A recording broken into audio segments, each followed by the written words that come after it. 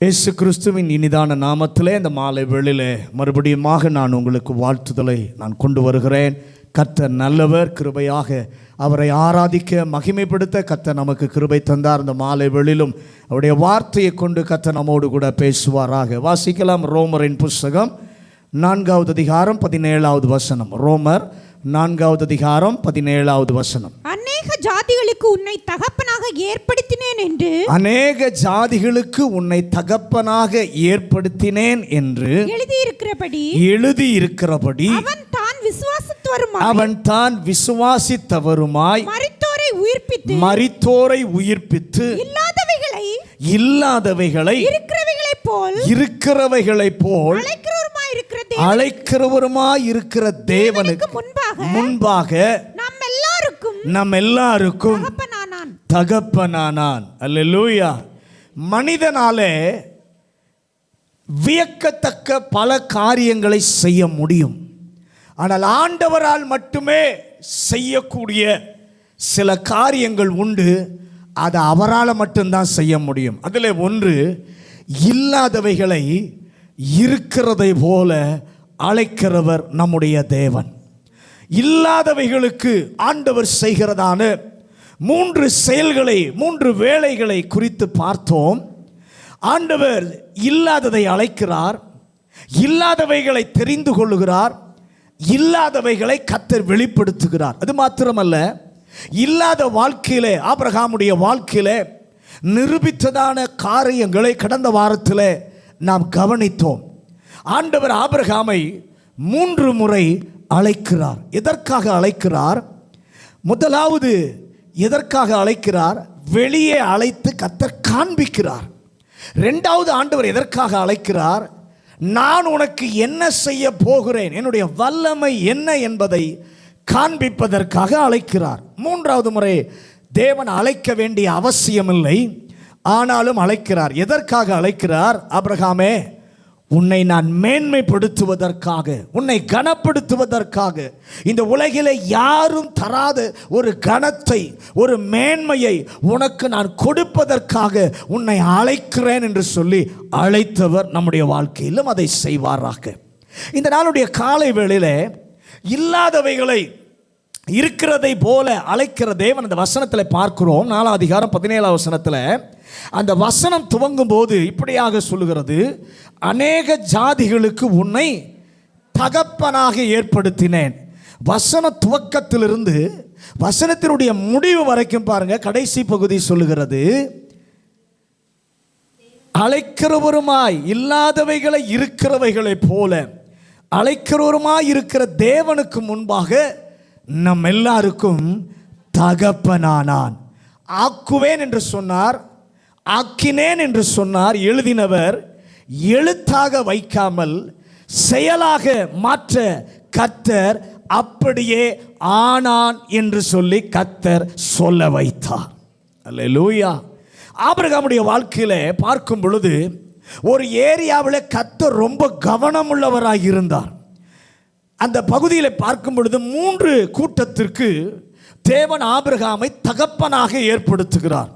விரிவாய் சொல்ல எனக்கு நேரமில்லை, நான் சுருக்கமாக சொல்லிவிட்டு போகிறேன். முதலாவது, பிறப்பினாலே அவனுக்கு பிறந்த பிள்ளைகள், குடும்பங்கள், சந்ததிகள், அந்த சந்ததிகளுக்கு ஆண்டவர் ஆபிரகாமை தகப்பனாக வைக்கிறார்.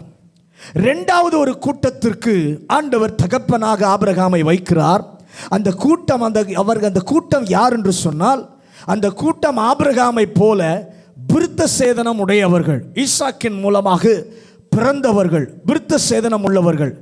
பிறப்பினாலே ஆபிரகாம் அவர்களுக்கு தகப்பன் தான். ஆனால் ஆண்டவர் சொல்லுகிற காரியம், பிறப்பினாலே மட்டும் ஆக முடியாது.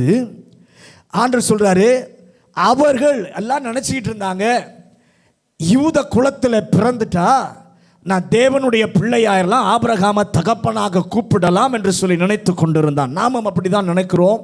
கிறிஸ்தவ குடும்பத்தில் நாம் பிறந்து விட்டால் கிறிஸ்தவனாக நாம் மாறிவிடலாம் என்று சொல்லி நினைக்கிறோம். ஆனால் ஆண்டவர் சொல்லுகிறார், பிறப்பினாலே மட்டுமல்ல, விசுவாசத்தினாலும் ஆபிரகாம் உங்களுக்கு தகப்பனாக மாறுகிறார். ரோமர் 4வது வசனத்தை மட்டும் குறித்து வச்சுக்கோங்க. ரோமர் 4:12 அதை நாம் பார்க்கிறோம். மூன்றாவது ஒரு கூட்டத்திற்கு ஆண்டவர் ஆபிரகாமை தகப்பனாக்குறார். ரோமர் 4:11 இந்த மூணாவது கூட்டம் யாருன்னா, விருத்த சேதனம் பெறாதவர்கள், புறஜாதிகள், இஸ்ரவேலுடைய காணியாட்சிக்கு புறம்பானவர்கள். இவர்கள் பிறப்பினாலே ஆபிரகாம் இவர்களுக்கு தகப்பனாக முடியாது. ஆபிரகாமை தகப்பன் என்று அழைக்க முடியாது. பிறப்பினாலே அவர்களுக்கு உரிமை இல்லை. ஆனால் அவர்களுக்கு நடந்தது என்ன?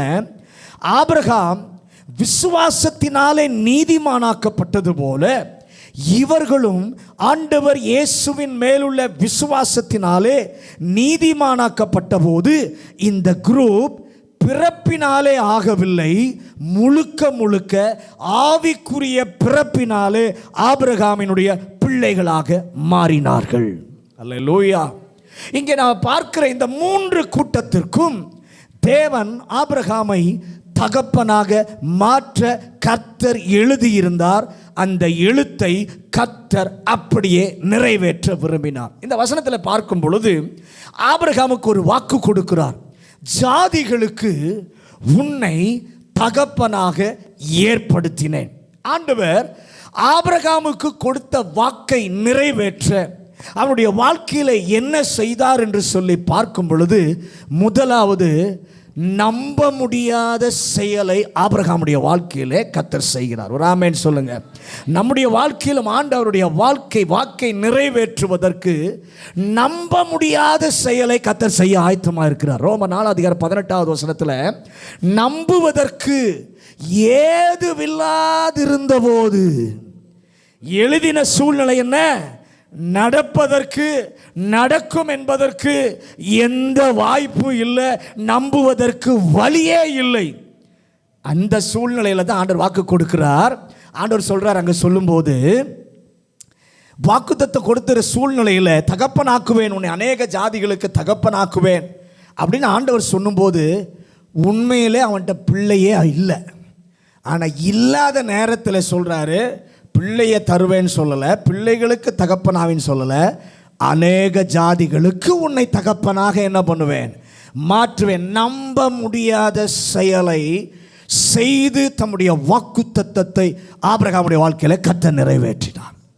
இரண்டாவது, அவர் வாக்கை நிறைவேற்ற ஆபிரகாமுடைய வாழ்க்கையில் செய்த காரியம், அசாத்தியமான காரியத்தை ஆபிரகாமுடைய வாழ்க்கையிலே செய்தார். நீங்கள் அந்த எபிரேயர் 11:12 வாசித்து பார்க்கும் பொழுது, வானத்து நட்சத்திரங்களை எண்ண கூடுமானால் எண்ணு, அப்படியாய் உனக்கு பிள்ளைகள் பிறப்பார்கள். கடற்கரை மணலத்தினையாக எண்ணிருந்த மக்கள் தோன்றினார்கள். திரதான ஜாதிகளுக்கு என்று எழுதி கொடுத்தார். அதை நிறைவேற்றும் பொழுது ஆண்டவர் இல்லாததை இருப்பதாக நிரூபித்து காட்ட வேண்டும். ஆண்டவர் அதற்கு செய்த இரண்டாவது செயல், வாக்குத்தத்தம் கொடுத்தவர் அசாத்தியமான காரியங்களை கர்த்தர் செய்கிறார். அல்லேலூயா. நிறைய உதாரணங்களை காலையில் சொன்னது ஒன்றை மாத்திரம் சொல்கிறேன். மார்க் 5:24 எவீருடைய மகள் சுகவீனமாக இருக்கிறா, நீர் வந்து ஜெபிக்க வேண்டும் என்று சொல்லி தகப்பன் இயேசுவை அழைக்கிறான். உடனே ஆண்டவர் சொல்கிறார், எஸ் நான் வருகிறேன், நான் என்ன பண்ணுவேன்? ஜெபம் பண்ணுவேன், மகள் சுகமாவாள் என்று சொல்லிவிட்டு எவீரோடு கூட கர்த்தர் நடந்து போகிறார். நடந்து போகும்போது இவனும் விசுவாசத்தோடு ஆண்டவர் வருகிறார், சுகமாகிவிடும். நம்மளும் நினைக்கிறோம் நிறையா நேரத்தில் ஆண்டவர் வாக்குத்தத்தம் கொடுத்துட்டார், சீக்கிரத்தில் நிறைவேறிவிடும் என்று சொல்லி நாம் தொடர்ந்து போய்கொண்டிருக்கும் பொழுது இடையிலே ஒரு தாமதம் ஏற்படுகிறது. இடையிலே 12 வருஷ பெரும்பாடுள்ள ஸ்திரீ வருகிறாள். அவருடைய வஸ்திரத்தின் ஓரத்தை தொட்ட பொழுது அவளுடைய வாழ்க்கையிலே ஒரு அற்புதம் நடைபெறுகிறது. இயேசு இப்போ எவீருடைய மகளை அந்த வீட்டுக்கு தான் போய் கொண்டிருக்கிறார். ஆனால் இடையிலே ஒரு தாமதம். ஏன் இந்த தாமதம் என்று சொன்னால், நம்மை விட தேவை அதிகம் உள்ளவர்கள் இருப்பதினாலே அவர்களுக்கும் செய்வதற்காகவே ஆண்டவர் தாமதிக்கிறாரே ஒழிய நமக்கு கொடுத்த வாக்கை கர்த்தர் மறக்கவில்லை. அற்புதம் செஞ்சு விட்டு ஆண்டவர் தொடர்ந்து முன்னேறி போகிறார். முன்னேறி போகும்போது இன்னொரு தடை வருகிறது. எதிரிலே வருகிறாங்க எவீரு வீட்டில இருந்து, மகள் செத்து விட்டால் போதகரை வருத்தப்படுத்த வேண்டாம். இதையும் ஆண்டவர் கேட்கிறார் காதில். கேட்டுவிட்டு, சரிப்பா செத்துட்டா நான் போகிறேன் அப்படின்னு போகலை. எவீரு வீட்டை நோக்கி கர்த்தர் தொடர்ந்து போகிறார். ஏன்னா எவீருட்ட முதல்லையே மனதில் கர்த்தர் எழுதிட்டாரு, உன் வீட்டுக்கு நான் வரேன், நான் ஜெபிப்பேன், உன் பிள்ளை சுகமாவாள் என்பதை கர்த்தர் மனதில் எழுதிவிட்டார். அதை நிறைவேற்றுவதற்கு கர்த்தர் போகிறார். போயிட்டு உண்மையிலேயே மகள் செத்துட்டார். ஆனால் இல்லாததை இருக்கிறத போல சொல்லுகிறார், தளித்தாகுமே எழுந்திரு. அங்கு ஒரு அற்புதம் கர்த்தர் செய்கிறார். எழுதின சொன்ன வாக்கு தத்தத்தை ஆண்டவர் இல்லாதவைகளை இருக்கிறதை போல கர்த்தர் மாற்றி காண்பிக்கிறார். இந்த மாலை வேளையில் மூன்றாவது காரியத்தை, வாக்கு தத்தத்தை நிறைவேற்ற ஆண்டவர் ஆபிரகாமுடைய வாழ்க்கையில் செய்த மூன்றாவது வேலை ஆதியாகமம் 17வது அதிகாரம் 2வது வசனம், 4வது வசனம், 6வது வசனம். நான் உனக்கும் எனக்கும் நடுவாக என் உடன்படிக்கையை ஏற்படுத்தி உன்னை மிகவும் திரளாய் பெருக பண்ணுவேன் என்றார். நான் உன்னோடு பண்ணுகிற என் உடன்படிக்கை என்னவென்றால் திரளான ஜாதிகளுக்கு தகப்பனாவாய் உன்னை மிகவும் அதிகமாய் பலுக பண்ணி உன்னிலே ஜாதிகளை உண்டாக்குவேன். உன்னிலிருந்து ராஜாக்கள் தோன்றுவார்கள். மூன்றாவது ஆண்டவர் செய்கிறது, புரியவும் விளங்கவும் முடியாத செயலை கர்த்தர் செய்வார். முதலாவது என்ன செஞ்சாரு? நம்ப முடியாத செயலை செய்தார் வாக்கை நிறைவேற்றுவதற்கு. ரெண்டாவது, வாக்கை நிறைவேற்ற அசாத்தியமான, சாத்தியமே இல்லாத சூழ்நிலையிலே அசாத்தியமான செயலை கர்த்தர் செய்தார். ஆனால் மூன்றாவது, புரியவும் விளங்காத நம்மால புரியவும் விளங்கவும் முடியாத ஒரு செயலை கர்த்தர் செய்ய இருக்கிறார். எத்தனை பேர் அதை விசுவாசிக்கிறீர்கள்? இங்கே 2வது வசனத்தில் ஆபிரகாமை பார்த்து சொல்லுகிறார், உங்களை அல்ல, அப்படி ஆண்டவர் சொல்லல, உன்னை திரளான ஜாதியாய் பெருக பண்ணுவேன், அல்லேலூயா என்று சொல்லிவிட்டு 4வது வசனத்தில் ஆண்டவர் சொல்லுகிறார், திரளான ஜாதிகளுக்கு தகப்பனாவாய். இல்லை இல்லை, நானா இருக்காது. நம்மளும் வார்த்தையை கேட்கும்போது, ஆண்டவர் வாக்குத்தத்தம் கொடுக்கும்போது, பேசும்போது நம்மளும் மனசுக்குள்ள நானா இருக்காது. என் பக்கத்தில் உட்காந்துருக்காங்களே அவங்களுக்கா இருக்கும், எனக்கு முன்னாடி உட்காந்துருக்கிறாங்களே அவங்களுக்கா இருக்கும் என்று சொல்லி நாம் நினைப்போம். அப்படி தான் ஆபிரகாம் நினைச்சிருப்பார். எனக்கு இல்லை, திரளான ஜாதிகள். அவனை பார்த்து சொல்லுகிறார், நீ திரளான ஜாதிகளுக்கு தகப்பனாவாய், உன்னை அநேக ஜாதிகளுக்கு தகப்பனாக ஆக்குவேன். ஆனால் ஆண்டவர் ஆபிரகாமை பார்த்து யூ, உன்னை தான் என்று சொல்லி ஆண்டவர் மாற்றும் பொழுது ஒய் இல்லை, யூ இல்லை, ஜீரோவாய் தான் இருந்தான். அந்த யூவில் ஒய்யும் இல்லை, யூவும் இல்லை, ஓ ஜீரோவாக தான் ஆபிரகாம் இருக்கிறார். மதிப்பு ஜீரோ. அந்த பூஜ்ஜியத்திற்கு மதிப்பே வராது. பூஜ்ஜியத்துக்கு முன்னாடி ஒரு நம்பரை போட்டால் தான் பூஜ்ஜியத்திற்கே மதிப்பு வரும். அப்படி தானே? நல்ல கவனிங்க. தன்னில் தானே அந்த பூஜ்ஜியத்திற்கு எந்த மதிப்பும் இல்லை. அதற்கு மதிப்பு வர வேண்டுமானால் அந்த ஜீரோவிற்கு இடது புறத்தில் ஒரு லக்கத்தை நாம் போட வேண்டும், இல்லாவிட்டால் மதிப்பு வராது. ஆனால் ஆண்டவர் ஆபிரகாமுக்கு உனக்கு பக்கத்தில் ஒன்னை தருவேன்னு சொல்லலை, ஜீரோவா இருக்கிற உன்னை மதிப்பு உடையவனாக நான் மாற்றுவேன். அல்லேலூயா. நம்ப மாட்டீங்க. அது எப்படி வரும்? நான் படித்த கணக்கில் அப்படி ஒன்றும் இல்லையே, நான் படித்த கணக்கில் அப்படி ஒன்றும் இல்லையே. அதற்கு என்ன செய்வார்? 6வது வசனத்தில் ஆண்டவர் சொல்லுகிறார், ஜீரோவாய் இருக்கிறாயே, உன்னை நான் பலுக செய்ய என்ன செய்வேன்? உன்னிலே ஜாதிகளை உண்டாக்குவேன். அல்லேலூயா. நான் உன்னிலே. இந்த வார்த்தையை கேட்கும் போதே, ஆண்டவரே, மதிப்பற்ற என்னுடைய வாழ்க்கை, மதிப்பற்ற என்னுடைய வாழ்க்கையில் இருக்கிற பொருள், என்னுடைய வாழ்க்கையில் இருக்கிற மதிப்பற்ற சூழ்நிலை, இதற்கு நான் மதிப்பு கொடுப்பதற்கு எங்காவது எதையாவது கொண்டு வருவீர் என்று சொல்லி நான் காத்திருக்கிறேன்.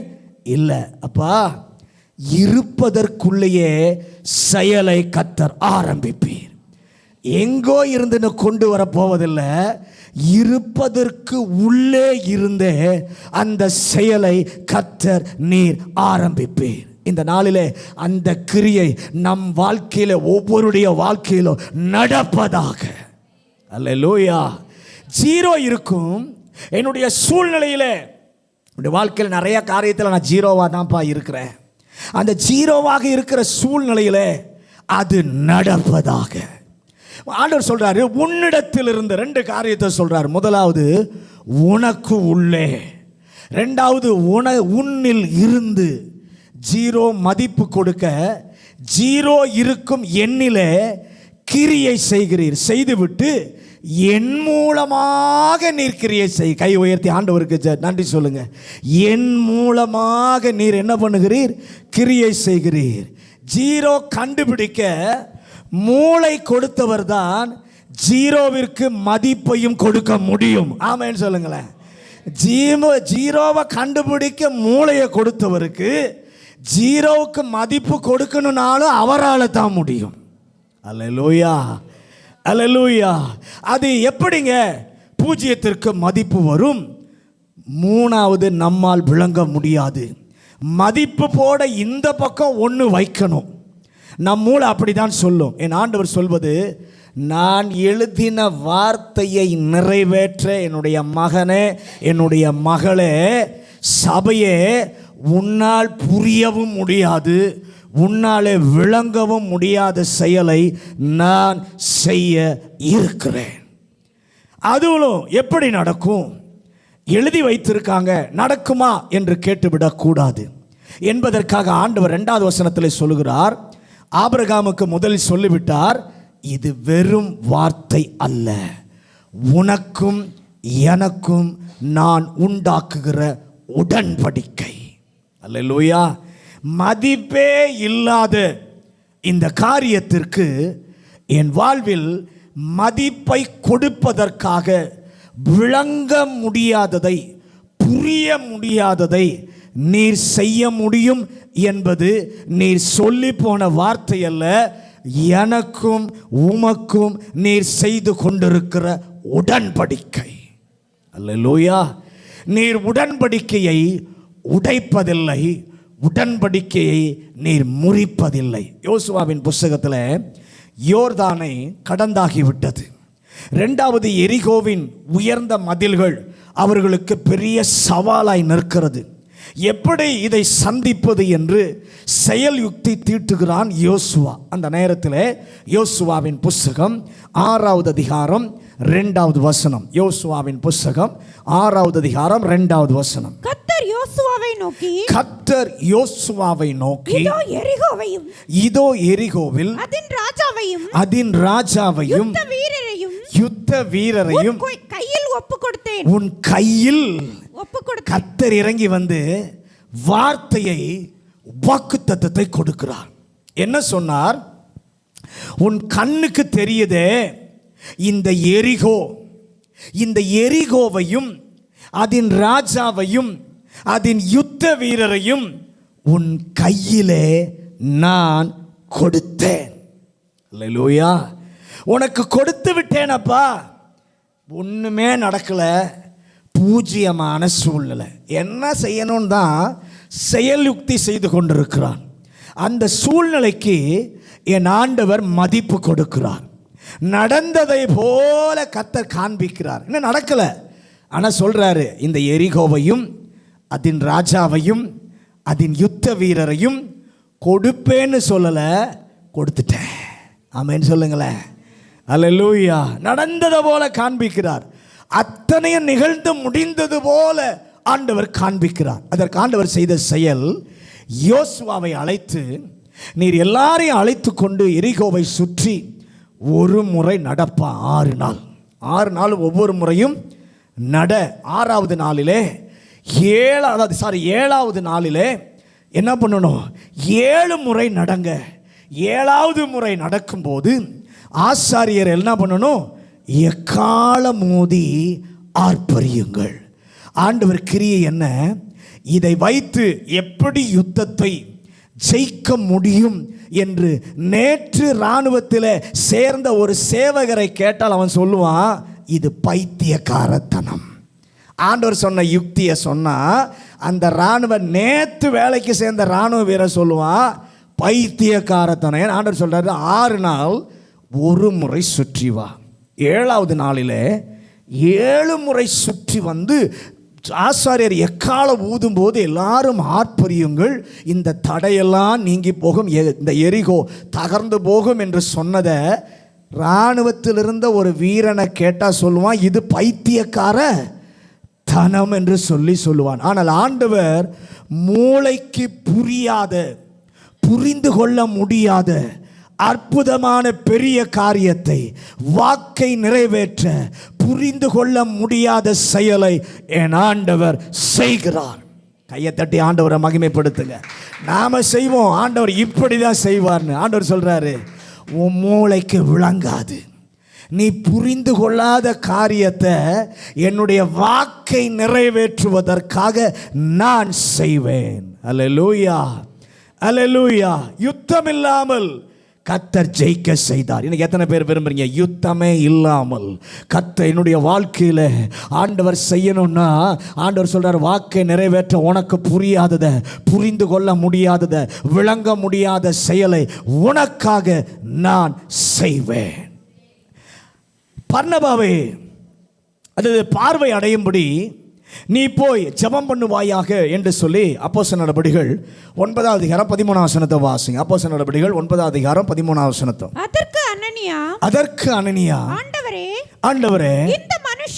இந்த மனுஷன் எருசலேமில் உள்ள உம்முடைய பரிசுத்தவான்களுக்கு எத்தனையோ பொல்லாப்புகளை செய்தான் என்று அவனை குறித்து அநேகரால் கேள்விப்பட்டிருக்கிறேன். நல்ல கவனிங்க. அனனியாவை பார்த்து ஆண்டவர் சொல்லுகிறார், நீ போய் பார்வை அடையும்படி அவனுக்காக என்ன பண்ணு? ஜெபம் பண்ணு. அனனியா சொல்கிறான், ஆண்டவரே, உம்முடைய சபையை அழிக்க வருகிற இந்த சவுலா என்று கேட்கிறான். ஆண்டவர் சொல்கிறார், அதே சவுல் தான். அவன் சபையை அழித்து உம்மை துன்பப்படுத்தியவன் தெரியுமல்ல ஆண்டவரே அப்படின்னு அனனியா சொல்றான். உடனே சொல்கிறார், அவன்தான்ப்பா, அவன்தான் நான் தெரிந்து கொண்ட பாத்திரம். அனனியாவுக்கு ஒன்றும் புரியலை. என்ன புரியலை? சபைகளை அழிப்பதற்கு முன்னோடியாக இருந்து அழித்து கொண்டிருக்கிற சவுல் என்கிற பேரில் இந்தியாவில் யார் இருந்தாலும் அந்த இடத்துல அந்த பேரை போட்டுக்கோங்க. இந்தியாவில் யார் இருந்தாலும் அந்த பேரை அந்த இடத்துல என்ன பண்ணுங்க? போட்டுக்கொள்ளுங்கள். அப்படிப்பட்ட ஒரு ஆளை கர்த்தர் தெரிந்து கொள்ளுகிறார். எனக்கு ஒன்றும் புரியலை. அனனியா நினைக்கிறேன், எனக்கு ஒன்றும் புரியலை. விரோதியை பிரகாசிக்கிற மனிதனாக கர்த்தர் தெரிந்து கொள்ளுகிறார். ஆண்டவர் அனனியாவுக்கு சொன்னார், சவுல் என்பவன் ஆவிக்குரிய வாழ்க்கையிலே ஒரு பூஜ்யம். அந்த பூஜ்யத்திற்கு நான் மதிப்பு கொடுப்பதற்காக புரிந்து கொள்ள முடியாத செயலை நான் செய்ய நினைக்கிறேன். 2 கொரிந்தியர் 4வது அதிகாரம் 6வது வசனம். 2 கொரிந்தியர் 4வது அதிகாரம் 6வது வசனம். இருளிலிருந்து வெளிச்சத்தை பிரகாசிக்க சொன்ன தேவன் இயேசு கிறிஸ்துவின் முகத்தில் உள்ள தமது மகிமையின் அறிவாகிய ஒளியை தோன்ற பண்ணும் பொருட்டாக எங்கள் இருதயங்களிலே பிரகாசித்தார். நல்ல கவனிங்க. இருளிலிருந்து வெளிச்சத்தை பிறப்பிக்க அவரால் முடியும் என்றால், என் தேவன் புரிந்து கொள்ள முடியாத கிரியையை செய்கிறவர், எழுதினதை நிறைவேற்ற செய்கிறார். சங்கீதக்காரன் சொல்லும்போது இப்படியாய் சொல்லுகிறார். 139வது சங்கீதம் 6வது வசனம். சங்கீதம் 139:6. 130. இந்த அறிவு எனக்கு மிகுந்த ஆச்சரியமும் எனக்கு எட்டாத நீர் செயல்படுகிற விதத்தை பார்க்கும்போது இந்த அறிவு எனக்கு எட்டாத மிகுந்த ஆச்சரியமும் கொடுப்பதாக இருக்கிறது. எரேமியாவுக்கு ஆண்டவர் சொல்லவில்லையா? எரேமியா 33 அதிகாரம் 3வது வசனம், நமக்கு எல்லாருக்கும் தெரிந்த ஒரு வசனம். எரேமியா 33:3, என்னை நோக்கி கூப்பிடு, அப்பொழுது நான் உனக்கு உத்தரவு கொடுத்து நீ அறியாததும் உனக்கு எட்டாததுமான பெரிய காரியங்களை உனக்கு அறிவிப்பேன். ஆண்டவர் சொல்றார், எரேமியாவே, நீ என்னை நோக்கி கூப்பிடும் பொழுது உனக்கு எட்டாததும் நீ அறியாததுமான உன் மனதிற்கு புரியாததுமான காரியத்தை தெரிவிக்க நான் வல்லவர். இந்த நாளிலே அவர் பாதம் வந்திருக்கிற அவருடைய பிள்ளையா இருக்கிற நம் ஒவ்வொருவருக்கும் ஆண்டவர் அதை செய்ய வல்லவர். எத்தனை பேர் அதை விசுவாசிக்கிறீர்கள்? அல்லேலூயா. புரியாத கர்த்தரின் செயல். அவர் என்ன செய்கிறார் நமக்கு தெரியாது. பூஜ்யத்திற்கு மதிப்பு கொடுக்க புரியாத விளங்காத செயலை அவர் தான் செய்வார். நாம் போட்டு குழப்பவெல்லாம் வேண்டாம். நமக்கு புரியாவிட்டாலும் விளங்காவிட்டாலும் கொடுத்த வாக்கை நிறைவேற்ற பூஜ்யமாய் இருக்கிற நமக்கு நிச்சயமாய் கர்த்தர் செய்வார். இந்த 3 நிலையிலே அவனை தகப்பனாக்குவதற்கு 3 கிரியைகளை ஆண்டவர் வாழ்விலே ஆபிரகாமுடைய வாழ்க்கையில வெளிப்படுத்தி காண்பித்தார். உனக்கு அவர் சொன்னதை அப்படியே செய்து காண்பித்தார். அதை நமக்கு ஏன் தர வேண்டும்? அவனுக்கு செய்தவரிடத்தில் பட்சபாதமே இல்லை. ஆபிரகாமுக்கு செய்தவர் நமக்கும் செய்ய முடியும். அவர் நேற்று இருந்தவர், இன்றைக்கு மாறின தேவன் அல்ல. வேதம் சொல்லுகிறது, அவர் நேற்றும் இன்றும் என்றும் மாறாதவராய் இருக்கிறார். அவரால் தெரிந்து கொள்ளப்பட்ட ஒருவனுக்கு செய்தால் அவரால் தெரிந்து கொள்ளப்பட்ட அத்தனை பேருக்கும் அவர் செய்ய வல்லவராய் இருக்கிறார். இந்த 3 காரியங்களையும் நம்முடைய வாழ்க்கையிலும் ஆண்டவர் செய்வதற்கு, ஆபிரகாமுடைய வாழ்க்கையில செய்வதற்கு ஆண்டவர் வைத்ததான சில கண்டிஷன் வைக்கிறார். நமக்கும் அதை கர்த்தர் வைக்கிறார். நாம் அதை செய்ய தயாரானால் ஆண்டவர் திட்டமிட்டதை, வாக்கு பண்ணினதை நிறைவேற்ற இல்லாததை இருப்பதை போல கர்த்தர் செய்வார். முதலாவது கண்டிஷன் ஆதியாகமம் 17வது அதிகாரம் 1வது வசனம். ஆதியாகமம் 17வது அதிகாரம் 1வது வசனம். ஆபிரகாம் 99 வயதான போது கர்த்தர் ஆபிரகாமுக்கு தரிசனமாகி நான் சர்வ வல்லமை உள்ள தேவன், நீ எனக்கு முன்பாக நடந்து உத்தமனாயிரு. முதல் கண்டிஷன், எனக்கு முன்பாக நடந்து உத்தமனாயிரு. ஆபிரகாம் தேவனுக்கு முன்பாகத்தான் நடப்பவன்.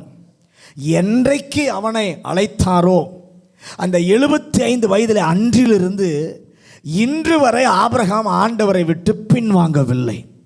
கர்த்தருக்கு முன்பாக கர்த்தருடைய பிள்ளையாகத்தான் நடந்தான். ஆனால் ஆண்டவர் அவனிடம் கேட்கிற, ஆபிரகாமிடத்தில் கேட்கிற காரியம், எனக்கு முன்பாக நீ நடந்தால் மட்டும் போதாதப்பா, நீ உத்தமனாயிரு. ஏன் அதை ஆண்டவர் சொன்னார்? ஆண்டவருடைய சத்தத்தை கேட்டு கர்த்தருக்கு முன்பாக நடந்து கொண்டிருக்கும் போது திடீரென்று சொல்லி பஞ்சம் வந்தது. பஞ்சம் வந்தபோது ஆபிரகாமுடைய மனதிலே ஒரு குரல் கேட்கிறது. உயிர் பிழைப்பதற்கு எகிப்திற்கு போனால் என்ன என்று சொல்லி ஒரு சத்தம் மனதிலே வந்தபோது ஆபிரகாம் நினைக்கிறான், இது சரிதானா என்று சொல்லி ஆண்டவரிடத்தில் ஆபிரகாம் கேட்கவில்லை. ஆண்டவர் அந்த காரியத்தை மார்க் பண்ணி வைக்கிறார். ஆண்டவர் அந்த காரியத்தை மார்க் பண்ணி வைக்கிறார். மார்க் பண்ணி வச்சுட்டாரு. இப்போ நல்ல கவனிங்க, இதுவரைக்கும் ஆபிரகாம் ஆண்டவருடைய சத்தத்தை தான் கேட்டு வந்தார். இப்போ கர்த்தரிடத்தில் கேட்காமலே போகும் பொழுது டைரியில் ஆண்டவர் குறித்து வச்சார். ஆண்டவர் சொல்றாரு, இவ்வளவு தூரம் இவ்வளவு நாள் என்னுடைய சத்தம் கேட்டு நீ போனாய், ஆனால் உனக்குள் ஒரு சத்தம் வந்தபோது ஆண்டவர் சத்தத்திற்கு நீ முன்னுரிமை கொடுக்காமலே உன்னுடைய சத்தத்திற்கு, உன்னுடைய விருப்பத்திற்கு நீ என்ன பண்ணினாய்? முன்னுரிமை கொடுத்தாய். இன்னும் கொஞ்ச நாள் ஆகிறது, இன்னும் கர்த்தருக்கு முன்னால தான் நடக்கிறான், இன்னும் பலிபீடம் கட்டி கொண்டு தான் இருக்கிறான், இன்னும் கர்த்தர் அவனை அழைத்து வானத்தை அண்ணாந்துவார் சொல்லுகிறார். இப்ப சாராளினுடைய சத்தம் கேட்கிறது. ஏன் இந்த மாற்றுப்பாதையை தெரிந்து கொள்ளக்கூடாது என்று சொன்னபோது, தேவ சத்தத்தை காட்டிலும் மனித குரலுக்கு பெண்கள் குரல்கள் மட்டுமல்ல, ஆண்கள் குரலாயும் இருக்கலாம். அல்லேலூயா. நல்ல கவனிங்க. ஆண்டவரே, என்னுடைய வாழ்க்கையிலே மனித குரலுக்கு நான் முக்கியத்துவம் கொடுக்காமல் தேவ குரலுக்கு முக்கியத்துவம் கொடுக்க எனக்கு கிருபை தருவீராக.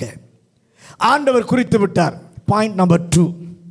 முதல்ல பஞ்சம் வந்தபோது சத்தம் கேட்டு போனார். இப்போ ரெண்டாவது மனைவியினுடைய சத்தத்தை கேட்டு அதையும் செய்கிறார். பாயிண்ட் நம்பர் 2 ஆண்டவர் குறித்து வச்சுட்டார். ஆனால் கொடுத்த வாக்கு தத்தம் திரளான ஜாதிகளுக்கு தகப்பனாக ஆபிரகாமை என்ன பண்ண வேண்டும்? மாற்ற வேண்டும். ஆண்டவர் அவனை பார்த்து சொல்லுகிறார், ஆபிரகாமே, எனக்கு முன்னால் நீ நடந்தால் போதாது, இடையிடையே உனக்குள்ளே சத்தம் கேட்கும். இனி அந்த சத்தத்தை மதிக்காதே, இனி அந்த சத்தத்துக்கு இடம் கொடுக்காதே, அந்த சத்தத்தை அகற்றிவிடு.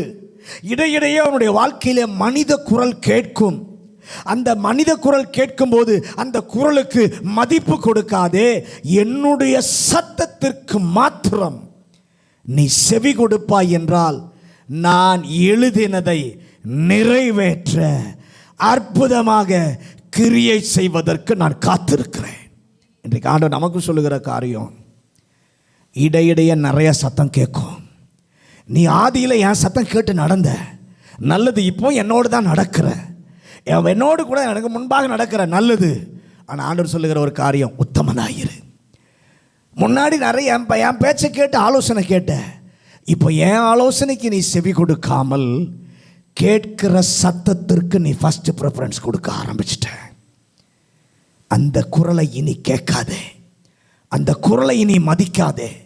என்னுடைய சத்தம் என்ன சொல்லுகிறதோ அதை மட்டும் நீ கேட்டு நடப்பாயானால் நான் எழுதின வாக்கு தத்தத்தை உனக்கு நான் அப்படியே நிறைவேற்றுவேன். அதுவும் வாழ்க்கையில் இல்லாததை போல இருக்கலாம், ஆனால் இல்லாதவைகளை இருக்கிறதை போல நிறைவேற்றுவதற்கு நீ என் சத்தத்தை கேட்க வேண்டும். ரெண்டாவது, ஆதியாகமம் 17வது அதிகாரம் 5வது வசனம் 15வது வசனம். ஆதியாகமம் 17வது அதிகாரம் 5வது வசனம் 15வது வசனம். இனி உன் பேர் ஆபிராம் எனப்படாமல் நான் உன்னை திரளான ஜாதிகளுக்கு தகப்பனாக ஏற்படுத்தினபடியால் உன் பேர் ஆபிரகாம் எனப்படும். ஆபிரகாமே, நோக்கி உன் மனைவி சாராயை இனி சாராய் என அழையாதிருப்பாயாக. சாராள் என்பது அவளுக்கு பெயராயிருக்கும். அவளுக்கு பெயராயிருக்கும். ஆபிரகாமே, நான் மனதிலே எழுதின வாக்கு தத்தத்தை நிறைவேற்றுவதற்கு நம்ப முடியாததை செய்வேன், அசாத்தியமானதை செய்வேன், புரிந்து கொள்ளவும் விளங்கவும் முடியாத செயலை நான் செய்வேன். அப்படி சொல்லிட்டு சொல்றாரு. அதற்கு முன்னால் ஒரு சின்ன பிரச்சனை. நான் செய்கிற காரியத்திற்கு, செய்ய போகிற காரியத்திற்கு உன் பேர் மேட்சிங்காக இல்லை, உன் பேர் மேட்சிங்காக இல்லை. அதனால் நான் என்ன பண்ண போகிறேன், ஒரு எழுத்தை நான் சேர்க்க விரும்புகிறேன். ஆபிராம் என்று இருந்த உன்னுடைய வாழ்க்கையில் ஆபிரகாம் என்று சொல்லி ஒரு எழுத்தை நான் என்ன பண்ணுகிறேன், சேர்க்க விரும்புகிறேன் என்று சொல்லி ஆபிரகாம் என்று சொல்லி ஆக்கினார். சாரா என்றவளை சாராள் என்று மாற்றினார். நல்ல கவனிங்க. ஆபிரகாமுக்கு ஒன்றை கர்த்தர் சேர்த்தார், சாராளுக்கு ஒன்றை கர்த்தர் ரீப்ளேஸ் பண்ணுகிறார். ஒரு ஆமென் சொல்லுங்களேன். அல்லேலூயா. ஆபிரகாம் என்றவனுக்கு சேர்த்தார். சாரா என்பவளுக்கு யாவை எடுத்துவிட்டு இல் என்று வைத்தார். ஆமென் சொல்லுங்களேன். அல்லேலூயா.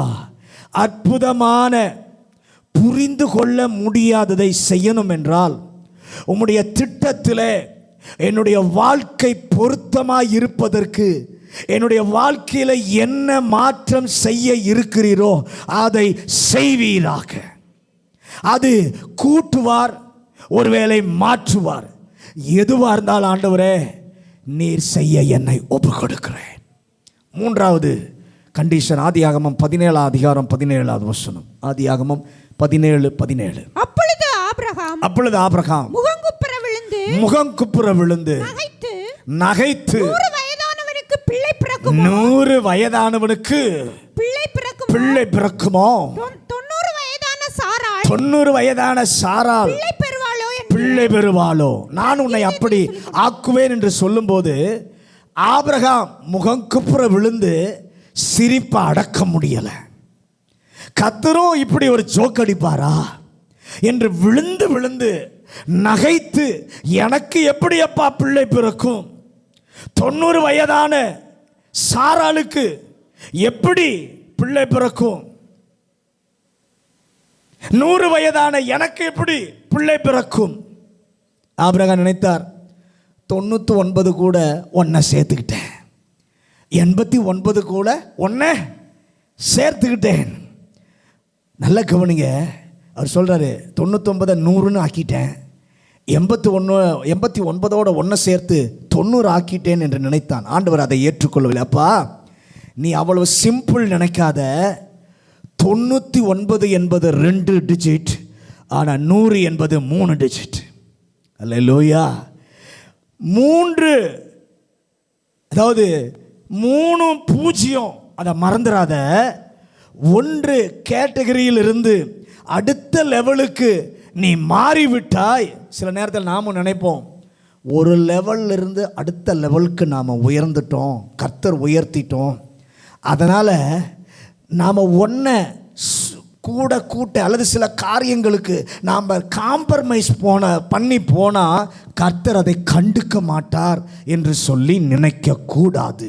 ஆண்டவர் சொல்கிறார், இல்லை இல்லை, உனக்கு அது சின்னதுப்பா. 99ஓடு கூட ஒன்றை சேர்க்கறது, 89ஓடு கூட ஒன்றை சேர்க்கறது உனக்கு சின்ன காரியம், ஆனால் என்னுடைய பார்வையில் அது பெரியது. ஆண்டவர் சொன்னது என்ன? என்னுடைய திட்டத்தில் இருந்து தப்பி செல்வதற்கு மிகைப்படுத்தி பேசாதே, மிகைப்படுத்தி பேசாதே. உள்ளதை உள்ளதென்றும் இல்லதை இல்லதென்றும் பேசும். 3வது கண்டிஷன் ஆண்டவர் சொல்ல என்ன தெரியுமா சொல்கிறாரு? உனக்குள்ளே நான் எழுதின வாக்குத்தத்தத்தை நிறைவேற்றணும்னா எதையும் சேர்க்காத, எதையும் குறைக்காத.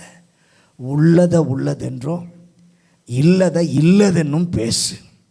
நான் கொஞ்சம் வளர்ந்துட்டேன், பெரிய விசுவாசியாக இருக்கிறேன், இத்தனை வருஷம் விசுவாசி, சின்னதை கொஞ்சம் எதுலையாவது ஒன்றில் காம்ப்ரமைஸ் பண்ணி போனால் அதை ஆண்டவர் அதெல்லாம் பெருசாக எடுத்துக்க மாட்டார்னு நினைக்க. ஆண்டவர் சொல்கிறார், உன் பார்வையில் அது சின்னது, ஆனால் என் பார்வையில் பெருசு.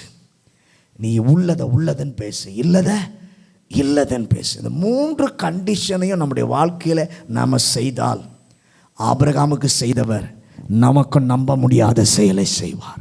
நம்முடைய வாழ்க்கையில் அசாத்தியமானதை செய்வார். நம்முடைய வாழ்க்கையில் புரிந்து கொள்ள முடியாத, விளங்க முடியாத செயலை நிச்சயமாய் கர்த்தர் செய்து எழுதின வாக்குத்தத்தத்தை கர்த்தர் நிறைவேற்றுவார். அதற்கு நம்மை ஒப்பு கொடுப்போம். எல்லாரும் முழங்காற்படியிட்டு ஆண்டவரை நோக்கி, நம்முடைய தேவன் நல்லவர்.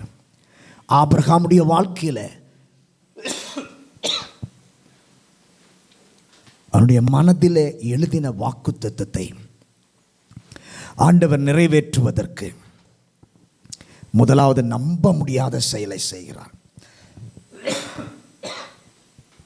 2வது வாக்குத்தத்தத்தை நிறைவேற்றுவதற்கு சாத்தியமே இல்லாத சூழ்நிலையில் அசாத்தியமான காரியத்தை கர்த்தர் செய்கிறார்.